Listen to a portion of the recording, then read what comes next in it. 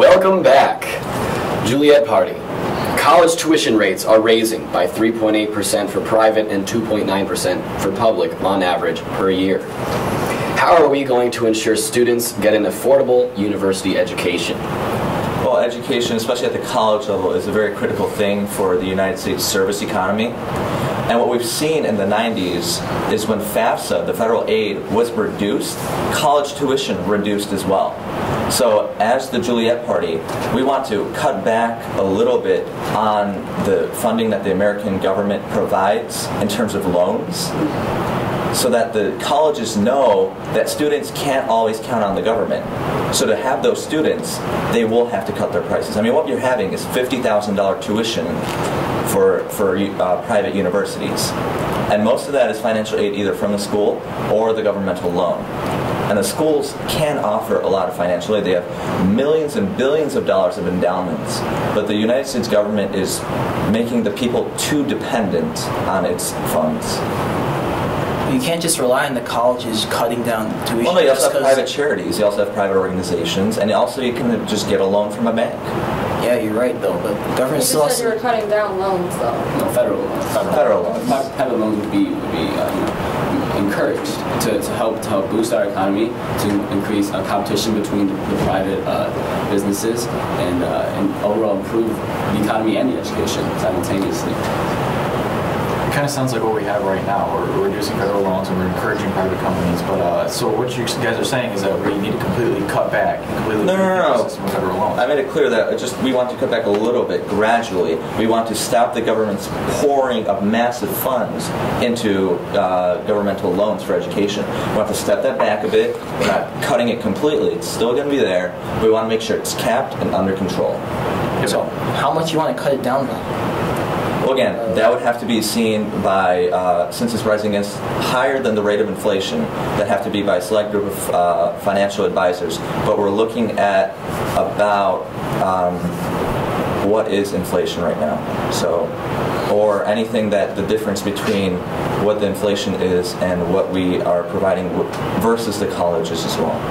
Yeah, but you need to understand that reducing it just by inflation rates is not going to encourage private companies. Well, it helps caps it. Well, it's not going to encourage students to get a private loan when they can get one from the government that's at a much cheaper rate. If you're going to do something, you need to go into it with a plan. You need to have the idea. Well, I just gave you my plan. That's not a plan, because your plan's not going to work, because you're going to slowly reduce it, but it's going to keep the rates of the private companies the same.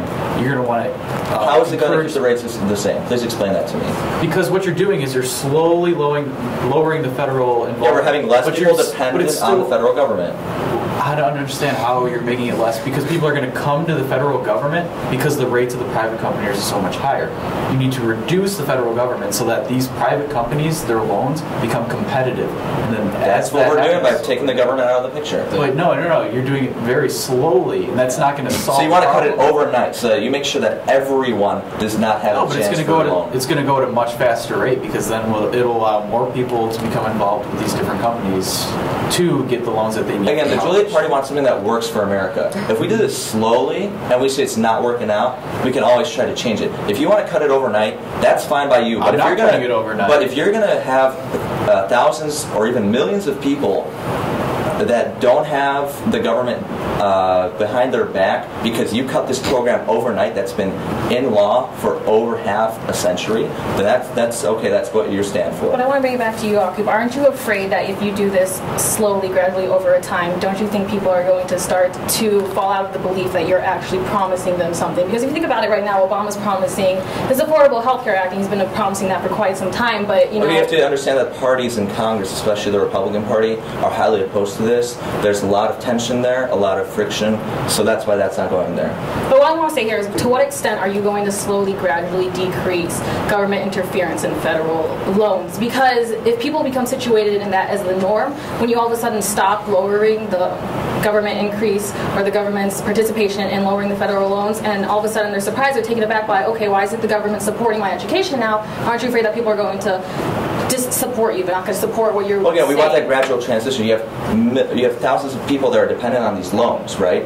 And if you slowly cushion them back from the federal government, they have that nice transition. If you want to cut it overnight, you're going to hurt a lot of people because they're going to fall. We're not saying we're going to cut it overnight. Nothing can really be cut overnight in this But modern era where the realm of possibilities is far-reaching. But the rate is going to be much faster than overnight. our planet is. Do you agree to that? I would honestly, yeah, I would agree with that, absolutely. But So you want to don't go you believe that something there in is theory, another side to it rather than having to do this over a slow process of time to a point where people just Well, it's stop? not going to take hundreds of years. It's just going to take a little longer so that we maintain that smooth transition. And how long is long going to be? To what extent? Exactly. But remember, if we stop government intervention in public education, it means we're stopping governmental support. We're of not our fully future. stopping government Education is our intervention. future. We're not fully stopping it. That's not what we're saying. Then what are we doing? What do you how do you Reducing? say you're supporting education? It's not everybody needs to go into education. Not everybody wants or needs Yeah, to I'd go also to like to address what university. you said in your interview, that you're supporting the career-based action at school, which we also do agree with. We agree that careers are very important with education, but by taking away core classes, we do agree that core classes should be revised and that the government should be re-looking at how they're planning to act with education. But you stated that you could just throw away all your math classes and then go on an English course if you wanted to be an English major starting in high school. Now let's say you get into college and you decide that this isn't right. You made the wrong decision and you took all the loans that you're now highly regulating and then you're stuck because you just spent all this money on something you no longer want to do.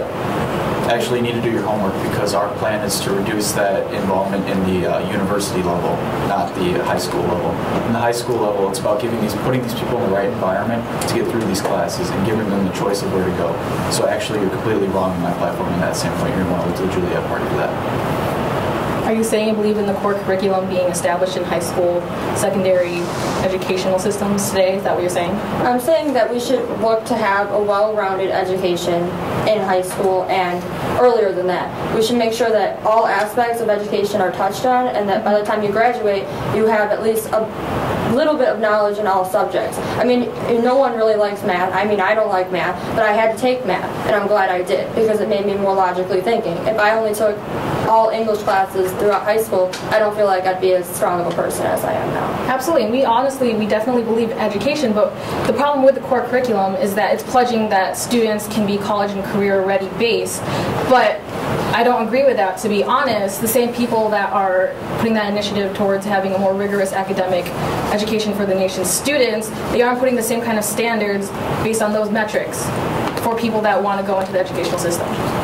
Yeah, we agree with that as well. We agree that... But you just said that you want to have a well-rounded education. What I'm saying here is that... We agree that we should have a well-rounded education, and then as the Juliet Party mentioned also in their platform, that we should have classes that are home ec and like vocational classes. We have those put in place. We have those. Yes, but you're suggesting that people have a track and they don't have the, they have too much option with it. When you're saying that it's completely unregulated and that students can choose whatever they want to do, is they can get stuck later in university. They have that choice. They should have the choice, but they should have a choice that is broader than what we have now, but also still regulated. So the federal government knows what students should learn. That's what I'm getting from You it. can't tell students what they need to learn. I mean, I understand that you can put, like, okay, you have your core classes. You want to have a proper base of support of education in all, like, general things, but you can't say that, like, you need to learn this, especially at a university level. That's when they're exploring education to go into a certain field of study. So core classes are not as necessary at that level. I mean, if I want to be a doctor, why do I need to know, like, how to... When you're a doctor... Guys, thank you very much. That actually concludes our time here today. I want to thank you guys all for participating. Join us next week for our next installment. There we go. Hi, I'm Scott Valina. I'm chief producer at E3, or the Elgin Election E-Series. I hope you enjoyed this episode of the Roundtable Debate. And unfortunately, one camera did malfunction during this episode, and we're not exactly quite sure why it did, but we are investigating and taking all necessary steps to improve before the Town Hall debate next week. I'd like to apologize on behalf of E3 for the technical difficulties. Last week we did run into difficulties with the bell. Unfortunately, this week we ran into difficulties with cameras malfunctioning, so hopefully we'll be able to fix that before the next debate. And I'm going to send it off to Matt Gudritis for the hardball wrap-up. Again, I'm sorry for the difficulties, but hopefully we'll be able to improve before the next debate. Thank you.